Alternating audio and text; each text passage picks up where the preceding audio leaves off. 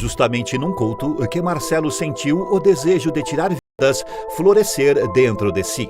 O próprio Marcelo declarou que um pastor disse que quando a criança perde a sua vida, ela vai para o céu, pois a alma é pura. No entanto, a partir dos 14 anos, a pessoa poderia ir para o inferno, pois a alma não é mais pura e sim corrompida pelos pecados mundanos. Obviamente, as palavras religiosas foram deturpadas por Marcelo, pois os atos cometidos por ele foram horrendos. Na década de 90, o Brasil foi exposto a um dos crimes mais repugnantes e revoltantes da história. Em quantidade e brutalidade, o vampiro de Niterói chocou quem conhece a sua história. E é essa a trajetória que você acompanha agora, aqui, no Biografia do Crime. História de vida. Marcelo Costa de Andrade nasceu em 2 de janeiro de 1967, no Rio de Janeiro. Filho de Sônia Xavier Costa, uma empregada doméstica, e de Manuel Gomes de Andrade, um balconista de bar, ele vivia num lar violento na comunidade da Rocinha, no Rio de Janeiro. Seu pai agredia a sua mãe constantemente. Além dessa violência, a família enfrentava dificuldades financeiras. Quando ele completou 5 anos de idade, seus pais se separaram e Marcelo foi enviado para o Ceará para viver com seus avós. Com 10 anos de idade, sua mãe o buscou na casa dos avós e o levou de volta ao Rio de Janeiro. Nessa época, como os pais estavam separados, Marcelo vivia períodos na casa da mãe e outros na casa do pai, e em ambos os lares ele era hostilizado. Ele acabou fugindo e indo morar nas ruas e se prostituindo. Após algum tempo, ele foi recolhido pela Casa dos Meninos, local que abrigava meninos de 6 a 13 anos de idade. Marcelo ficou lá até os 14 anos e voltou às ruas, pois o local não podia mais abrigá-lo devido à sua idade. De volta às ruas, ele voltou à prostituição. Com o dinheiro dos programas, Marcelo fez algumas viagens para fora do Rio de Janeiro, mas voltou à cidade. Num determinado momento, ele conhece a igreja evangélica através de um porteiro. Não fica claro o tipo de relação que acontecia entre os dois. Marcelo passou a frequentar o lugar sagrado, mas também foi nessa época que sua vida seguiu um rumo terrível e sem volta. Os cultos na igreja evangélica tinham como objetivo salvar, mas, numa triste ironia, foi justamente num culto que Marcelo sentiu o desejo de tirar vidas florescer dentro de si. O próprio Marcelo declarou que um pastor disse que quando a criança perde a sua vida, ela vai para o céu, pois a alma é pura. No entanto, a partir dos 14 anos, a pessoa poderia ir para o inferno, pois a alma não é mais pura e sim corrompida pelos pecados mundanos. Obviamente, as palavras religiosas foram deturpadas por Marcelo, pois os atos cometidos por ele foram horrendos. E não tardaram a acontecer em quantidades e de formas assustadoras. Os crimes. Em 1991, um menino de 6 anos de idade foi encontrado, sem vida, num esgoto. Ele vestia apenas a sua bermuda. Inicialmente, as autoridades acreditavam que o menino tinha se afogado, porém, a autópsia revelou que o menino tinha sido asfixiado e sofrido violências. A investigação, com a ajuda do irmão da vítima, chegou até Marcelo, suspeito desse crime terrível. Surpreendendo as autoridades, quando foi questionado sobre o caso, Marcelo confessou o crime. Ele disse que viu o garoto quando voltava do trabalho. A criança vendia doces no semáforo. Marcelo então o atraiu para o meio do mato. Lá ele atacou o menino com pedradas, o violentou e, enquanto fazia isso, bebeu o seu sangue. Em seguida, quebrou o pescoço do menino, tirando a sua vida. Marcelo também disse que estava surpreso pelas autoridades terem demorado a encontrá-lo. Ele foi levado à delegacia e confessou outros crimes. Além de chocar todos por confessar, Marcelo também impressionava pela frieza com a qual contava os detalhes de seus atos. O que ele falava era tão alarmante que, a princípio, os policiais nem acreditavam. Mas, quando foram até os locais que Marcelo relatava ter cometido os atos, os corpos foram encontrados. Após revelar que bebia os vítimas, ele ficou conhecido como o Vampiro de Niterói. Em alguns casos, Marcelo também praticava as violências sexuais quando a estava sem vida. A polícia decretou que ele tirou a de 14 crianças entre 6 a 13 anos de idade. Ele confessou 13 desses crimes e fez essa barbárie num período de 8 meses. Mas não para por aí. Romain Vieira, que investigou esse caso, suspeitou na época que Marcelo tirava vidas desde os seus 17 anos e que pelo menos 80 crianças poderiam ter perdido a vida pelas mãos dele. Marcelo foi preso no dia 17 de dezembro de 1991. Não foi julgado e foi enviado diretamente para o Hospital Roberto Medeiros, em Niterói. Em 9 de novembro de 1993, foi transferido para o manicômio judiciário. Marcelo foi considerado inimputável, ou seja, que não é capaz de compreender a ilegalidade de sua conduta em razão de doença mental ou desenvolvimento mental incompleto.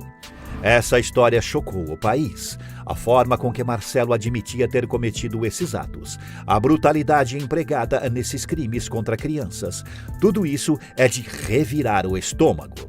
É por isso que algo que deixou muita gente embasbacada é saber que, após mais de 30 anos recluso da sociedade, o criminoso pode deixar o hospital psiquiátrico. Mas, com crimes tão bárbaros, por que Marcelo pode ser solto? Hospitais de custódia. Ele pode ser solto, pois não terá mais um local disponível para hospedá-lo. Desde o ano passado, uma pauta amplamente discutida é o possível fechamento dos hospitais de custódia. O motivo para o encerramento desses locais é que há cerca de 22 anos a lei exige os fechamentos e, atualmente, esses locais carecem de todo o tipo de manutenção. Conforme existem as pessoas que pedem pelo fechamento desses locais, também existem outras que alegam que não tem para onde pessoas como Marcelo irem. É arriscado demais deixar que ele frequente um lugar como o CAPS ou uma unidade do SUS, por exemplo. Você imagina alguém como o vampiro de Niterói frequentando o SUS? Esse é um assunto importante, urgente, que precisa ser discutido. Por isso eu trago aqui no canal.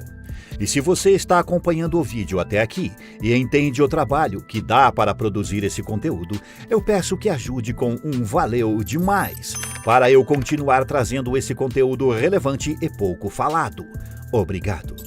Entre os votos a favor do fechamento dos hospitais de custódia e os votos contra, o estipulado é que até maio deste ano os hospitais de custódia seriam fechados, mas não foi o que aconteceu. Tal qual o destino desses locais, o destino de Marcelo, o vampiro de Niterói, também é incerto. Atualmente, Marcelo está no Hospital de Custódia e Tratamento Psiquiátrico Henrique Roxo, no centro de Niterói, Rio de Janeiro. Ele seria transferido para o Hospital Psiquiátrico de Jurujuba, também em Niterói, no Rio de Janeiro. Mas isso não aconteceu.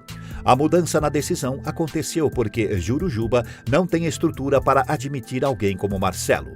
Algo que corrobora essa decisão foi que no dia 23 de fevereiro deste ano, um dos internos de Jurujuba fugiu e tirou a vida de um porteiro escolar com um objeto cortante durante a sua fuga. O porteiro era Sebastião Lair Hipólito, de 65 anos. Um homem que teve a sua vida ceifada brutal e abruptamente por um dos internos perigosos de Jurujuba. Essa notícia alarmante deixou evidente que Marcelo poderia fugir, algo que aconteceu no ano passado. Fuga e captura.